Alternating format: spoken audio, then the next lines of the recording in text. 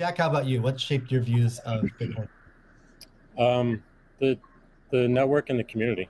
It's deeply principled. It's weird as hell. It's always evolving, and it just reminded me of the internet when I was a kid.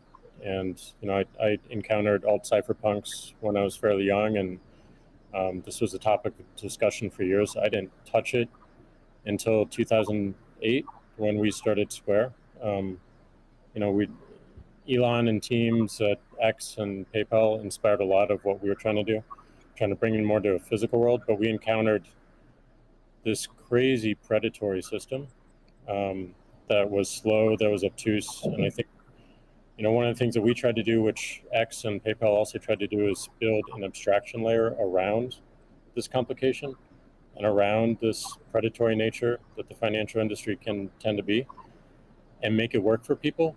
But when I saw Bitcoin in 2009, you see a chance to replace the whole foundation.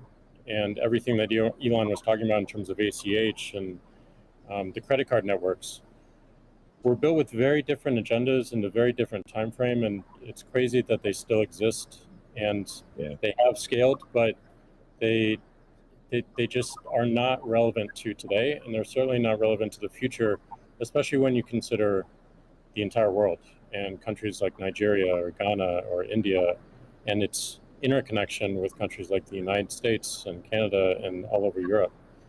So what really drove my thinking and drives my passion around it is, like, if the internet gets a chance to get a native currency, what will that be? And to me, it's Bitcoin, because of those principles, because of that creation story, because of its resilience, because of the number of tests it's been.